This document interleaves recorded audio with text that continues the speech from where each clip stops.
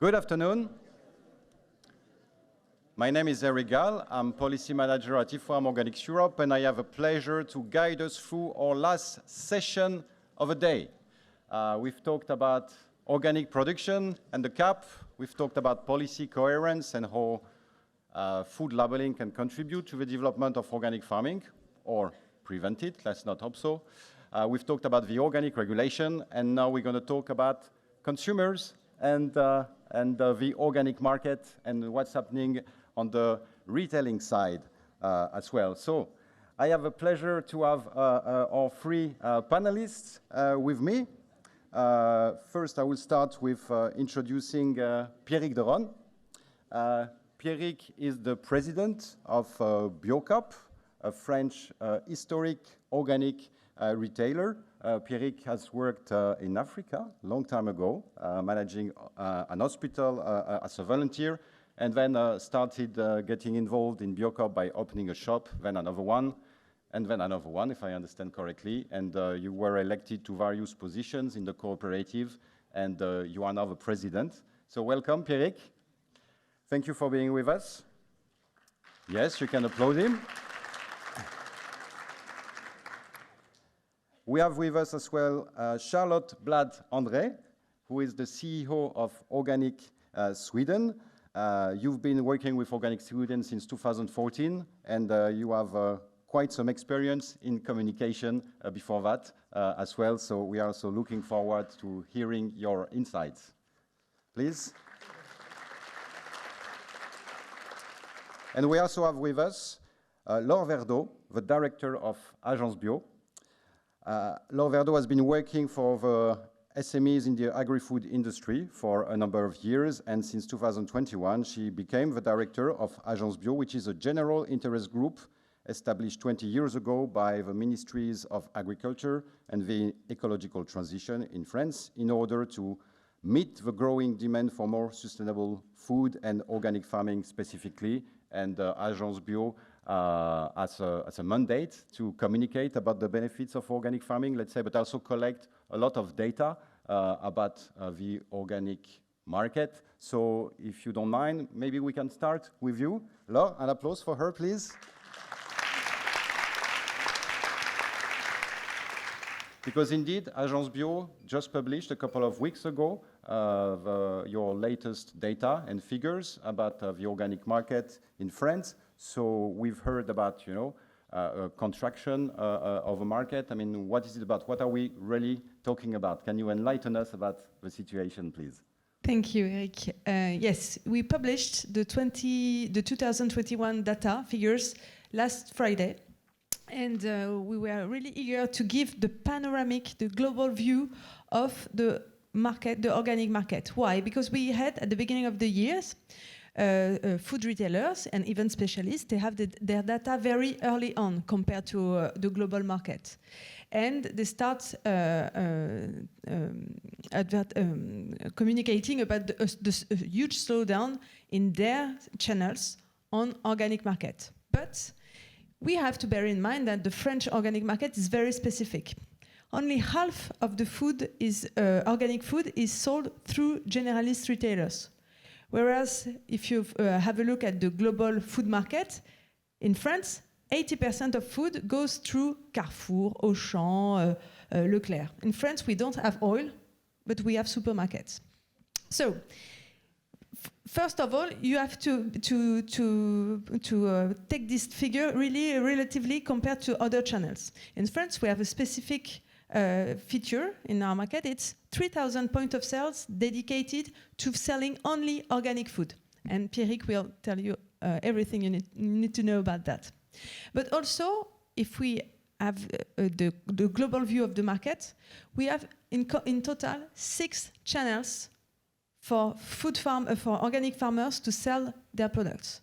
We have the 2 already really structured, consolidated retails that I just told you, but you also have small retailers, what we call artisans, butchers, grocery, all the small shops that are not on the radar of big panelists such as Nielsen and Kantar.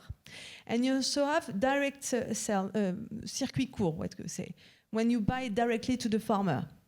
And these two circuits, they are growing. So when you hear about the global market slowing down, it has to be nuanced, which means that, yes, for the first time in many years, the growth was not two figures data. It was a light slowdown, minus 1.3% on the global market. But except the two circuits, the two channels, food retailers and organic retailers, the four other channels, they were growing. So I told you about the direct sales at the farm. It's 27,000 points of sales. 1 out of 2 organic farms in France is selling directly to the consumer. It's in the DNA of the organic world to sell directly to the customer, to have this special relationship with the customer. And they have 8% growth.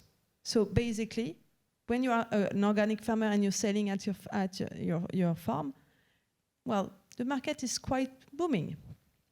If we have a look now to butchers, to bakeries, to all that kind of petit commerce, as we say in France, well, they have dozens of thousands of points of sales. They are not specifically organic, but they sell organic products. We have organic baguette, we have some organic grocery, and when these channels are booming, they are taking in their stake, they are taking the organic products with them. So this is for the home consumption. When you eat food, you're shopping organic food and you consuming it at home. So 2 circuits slowing down, 2 growing up.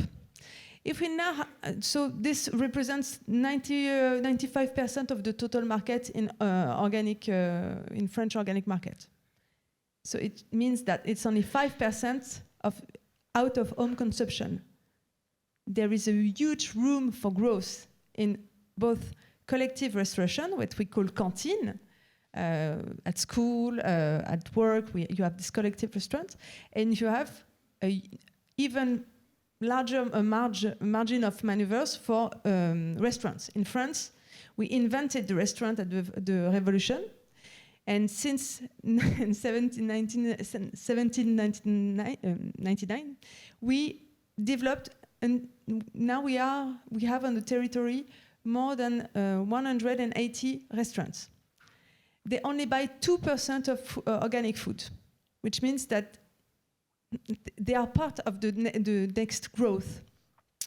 So these 2 circuits, they improved a lot, because in France we have an objective, a target of 20% of organic food at school, for collective restaurants. It's set by the law. Well, if you don't respect this objective, nothing happens. But anyway, there is an objective.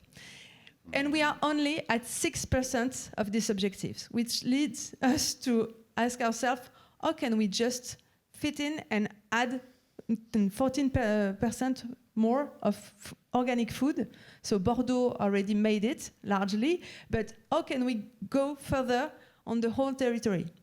If we reach this objective of 20%, it opens a market of 1.4 billion euro for food for farmers, organic farmers. So this is a massive opportunity. So basically, compared to 2020, okay, the data is not that booming. But if you compare to the year before some little detail, COVID, well, the market is growing. It's the same for BioCoop, I think. It's plus 11%. So the drivers of the market, they are sound. And we know that now the question is not how much will be the growth next year of the market. It's how can we find a demand to meet the new organic farmer production? Because farmers, they want to go organic. And we cannot tell them, no, please, don't go organic because we don't have the market in front to welcome you. So we definitely have to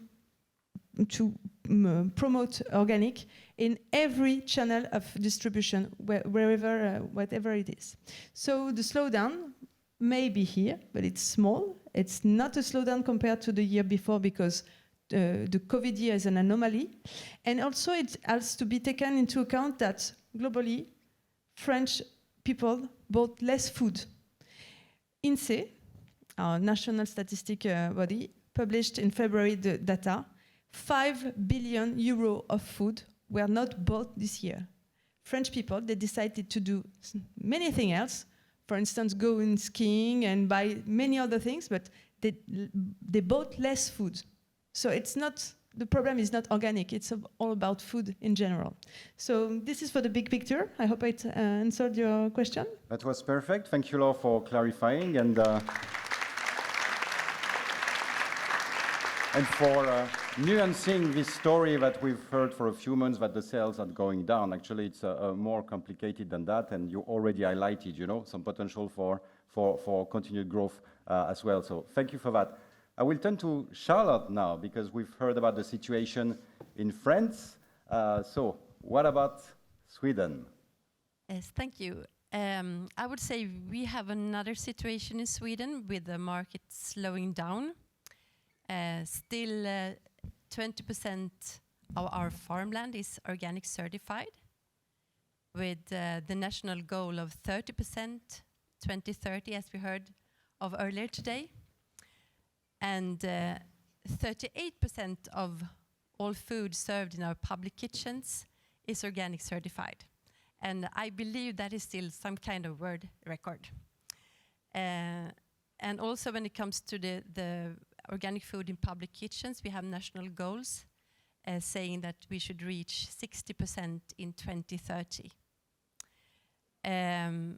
But when it comes to total sales, the organic market share was 8.9% in 2021. And that is a little bit less than the year before. And looking into that development of the organic market, we have seen a steady growth since 2004 in Sweden, with an average growth of 9% every year, until last year. So last year we saw a little decline of 0.5%, and that is kind of small, but what makes this challenging is that the whole loss we find in the retail chains, and within the retail chains we find the total loss within the stores, in store. So looking into those figures, the loss was minus 7.5%. And why that is so challenging is that the retail chains, they are the engine for the organic sales in Sweden. And we have kind of oligopoly on the market with 4 really large retail chains dominating the sales. And when they slow down the sales of organic food, that affects the market a lot. And you were talking about the pandemic. And what is kind of interesting is that in Sweden, in contrast to many other countries, the organic market share declined during the pandemic. And what we can see when we look into the development is that the shift occurred already 2018, when we have had this really dry summer, not only in Sweden but in whole Europe. And media started to focus on the Swedish farmer and the Swedish agriculture. So the consumers started to think that they should support Swedish food and also the Swedish food label. So already 2018, food from Sweden started to grow. And at the same time, we have this huge climate debate. And the answer to that debate, in Sweden at least, is not organic food. We try, but the answer is very often eat less meat and go for plant-based. And altogether, when we have those 4 huge supermarket chains dominating the market with their campaigns, they also compete with each other, trying to be the best in when it comes to food trends. So they have a little bit left the campaigns for organic food in favor for plant-based food and food from Sweden. And that is what when we analyze the market, what we believe is the reasons behind the decline. Good, that's very interesting. Thank you, Charlotte. Indeed, very useful to have this experience from definitely one of the leading organic country in Europe, and it's interesting to hear about this, kind of competition with, local products or plant-based alternatives as well. So thank you, and I'm turning to Pierrick now to continue discussing maybe possibly what are the causes of this situation. How do you analyze the situation in BioCoop, and according to you, what can be done to restart a stronger growth, especially for organic retailers? I don't know if I have this answer today, but I will be more fluent in French if it's possible for you. So I wait a minute for changing the air cask.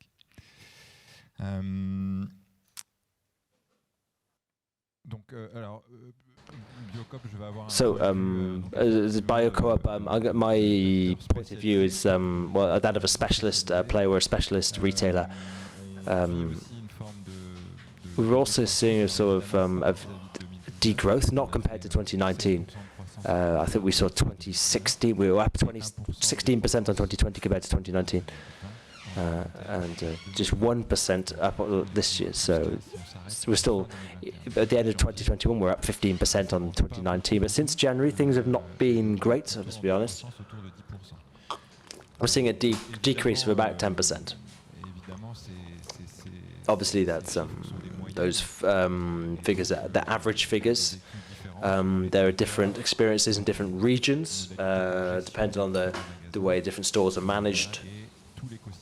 And the ecosystem as a whole, which has been built over the last 35 years with the agricultural sector as our key partners, has been unsettled by recent months. The reasons which I can see, there are reasons linked to the context, the outlook, effectively compared to the COVID years, for example, which were very particular, to say the least. We've also seen a lack of support, in fact, a destabilization, disillusion with the organic label in France, and I think that's perhaps one of the differences we have in France compared to other European nations, with competing labels which are running competition with the organic label, especially when living costs are rising and inflation is rising. We're seeing consumers might mistakenly think that they're getting something equivalent to organic at a lower price, which is obviously quite disturbing for us. With consumers these days, obviously there are fixed costs, housing, transport, and you have to make choices in the shopping bill. And I think since January, that's exactly what we've seen. We've seen people reducing their buys, them moving down a step. Producers who perhaps may have bought organic, they're just going to buy HV instead, or organic and local, perhaps they'll just go down to lower price points. So I think there's the first explanation is contextual elements which have been aggravated by political decisions which have not been favorable to us. Thereafter, I think there's the inevitable structuring of our market. It's something that was mentioned earlier in another roundtable discussion. We've let the market take control. It worked for about 10 years. We've let the market take the lead because the supply side was abundant, superior to demand, in fact. Now it's the opposite is true. It's a demand-led market now. So, no, sorry, I've got that backwards. I meant it used to be demand was stronger than supply, and now I think it's the opposite. So we're having a lot of trouble. I mean, if we let the market dictate our terms, then we're going to struggle. And I think we haven't quite grasped that transformation yet. That collectively, we haven't got to grips with that change. That leaves us with a real need now to stimulate demand. We need to get back to the fundamentals of what we mean by the organic label. Pesticides, biodiversity, re-explain to people exactly what it is, the promise we make to consumers with organic, and being sincere, being transparent. I think we've taken for granted too much these promises, and they're really not. We have consumers who they come into BioCoop and they ask, "Is this lemon organic?" It's complicated then we have to be constantly reminding and educating people. I think we've taken certain things for granted, but we need to get back to fundamentals, back to basics, and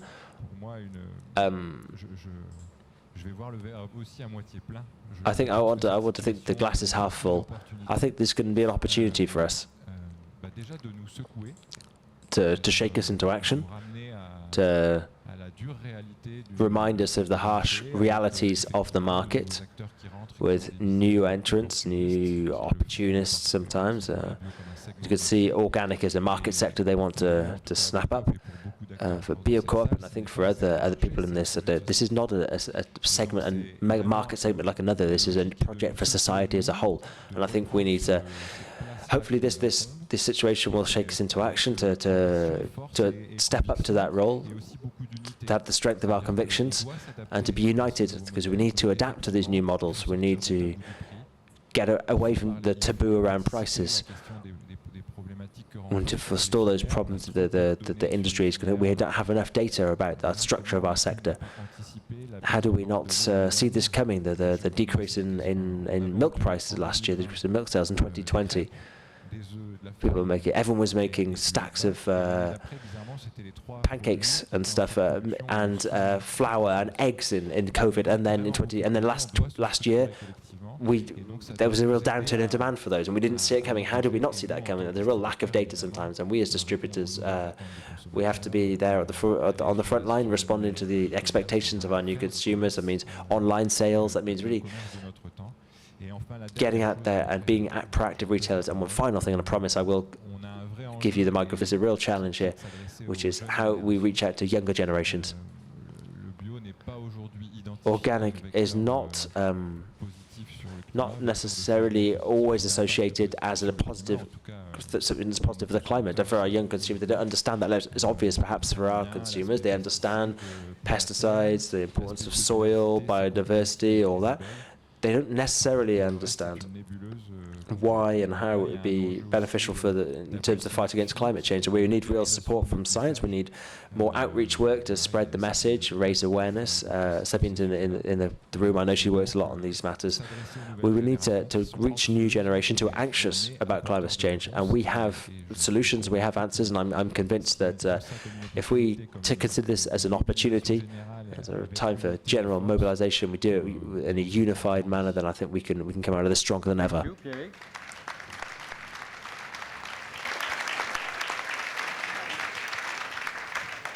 Thank you for this in-depth analysis, and as you say, it's also an opportunity for the organic movement, especially the organic retailers, to reinvent themselves.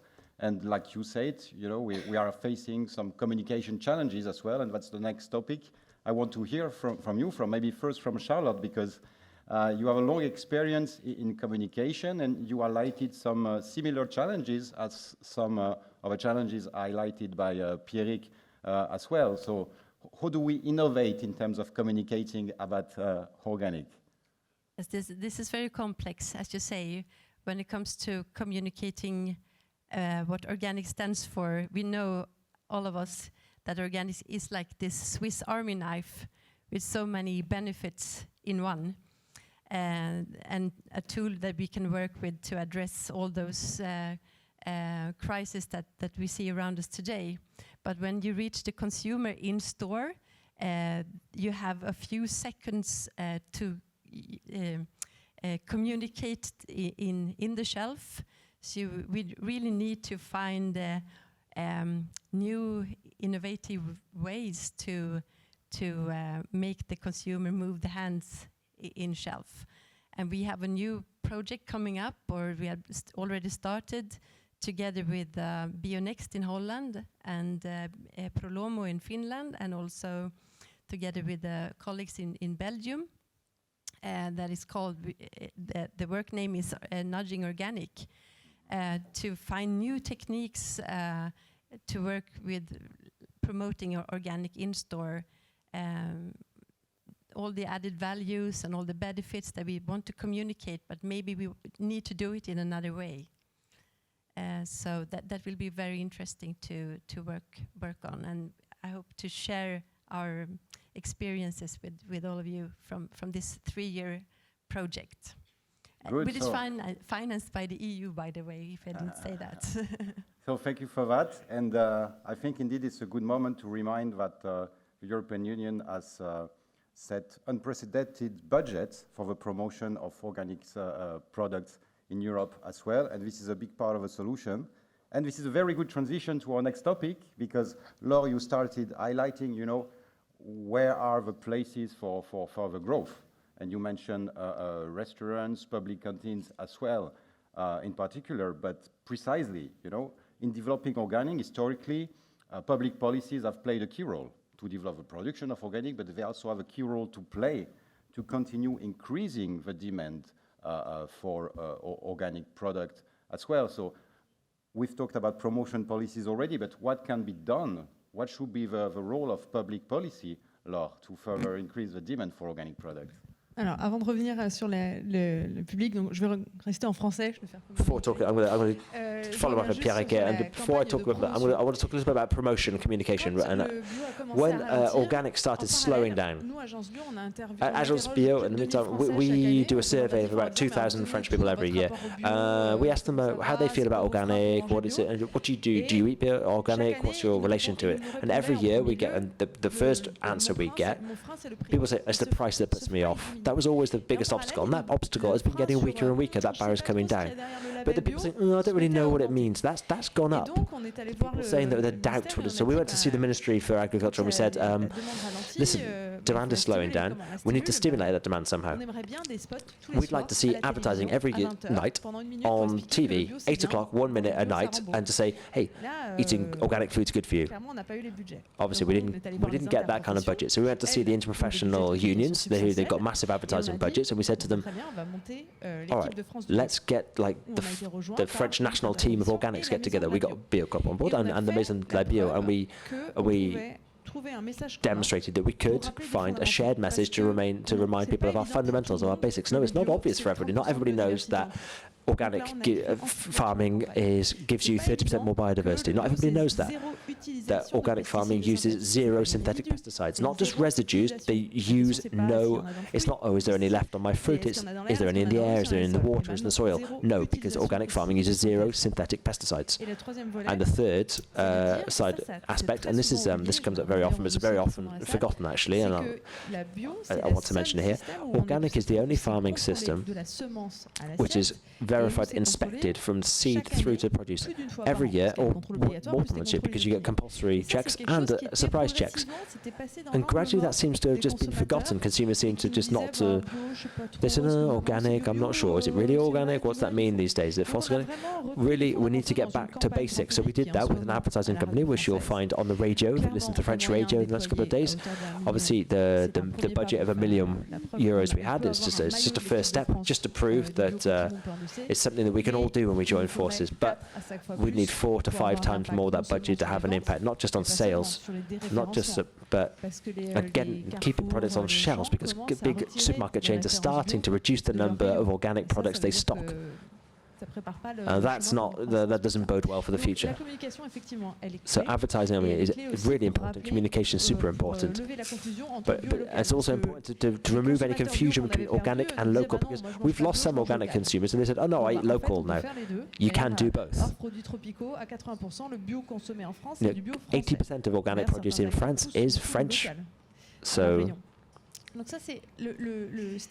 to stimulating demand is important, but it's not just about marketing, it's not just about advertising, it's about information, citizen information. A citizen out shopping, they can't make informed decisions if they don't know what they're getting for their money. If they spend €1 on organic produce, they need to know what that return investment is. It's not just about having more ladybirds and better water quality. It's not.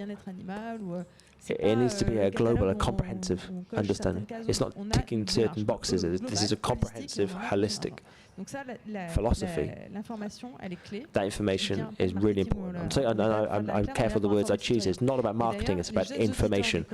And young people, the young auditors and EcoCert, some of them, when they didn't eat organic to start with, they said, oh, I don't know, it costs too much money. The more time they spend auditing organic farmers, the more they convert to eating organic entirely. Communication and information are essential. So that was 95% of the market. But for the 5%, the remaining 5%, which I hope to grow, which is collective restaurants and collective catering, massive amount needs to be done to educate cooks and chefs, because if you want to put more organic food on the plate without you need to without reducing your margins, then you need to be better at portion management, about reducing the amount of meat you cook, and you also need to make people want. There's a lot of chefs in France who say, oh, gastronomy, what we want is flavors. Organic, who cares? No, we need to prove to people that organic and delicious are one of the same things, and it's part of our culinary heritage, part of French gastronomy. Thank you very much. And indeed, what you say about the importance of training of cooks and chefs in canteen is very similar from the lessons we hear from our friends from Denmark, for example, where it's been one of the key advantages of Copenhagen, I think, reaching already years ago 90% of organic products in public canteens, and here in Bordeaux as well, I think I've heard 45% already, so there is quite a significant potential for growth on this front as well. I'm looking at the time. I think we can take time for maybe one question for our speakers before we move on.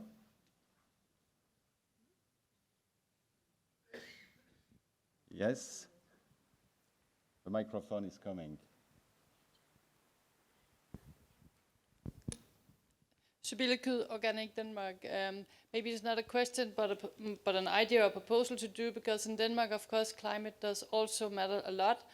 And for us, it's really important to show that going for more organic food is also going for plant-based food, because going to the organic system, we will have less animals, and we will not be able to feed the world the same amount of animal products as we do in the conventional system. So I think it's really a matter.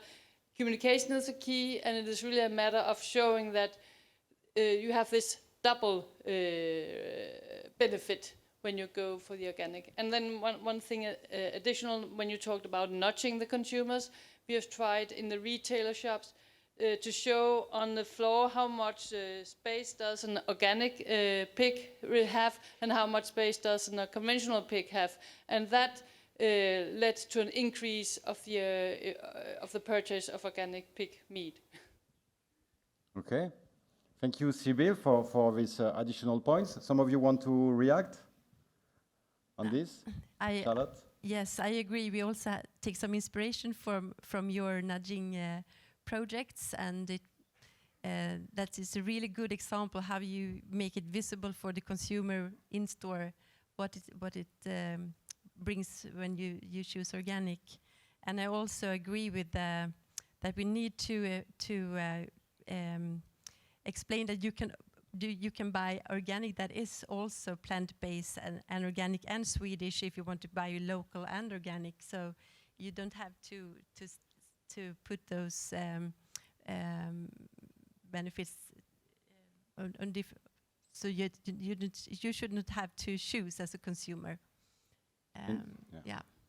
Thank you. Laure? And actually, what you just highlighted, the fact that if you go organic, you eat less meat. It's part of the 6 levers that at Agence Bio we keep hammering to the consumer, saying that okay, you can eat more organic. It doesn't cost more. You just have to minimize waste. You have to cook yourself. You have to buy according to seasonality. You have to buy to the farmers directly because it's less expensive. But also you have to diminish your meat. And this is quite a pain point because Interbev, who is representing the interest of meat in France, is quite precautious about that.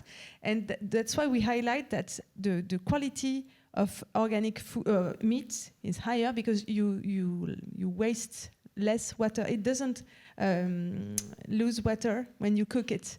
So basically, you keep 25% of your meat after cooking it. So we are going on this really down-to-earth detail to convince the consumer that yes, you can eat less meat, but better choose it. Yes. Better, sorry. Indeed. I was told we have time for one more question, so please do not hesitate. So we've heard about the importance of communication.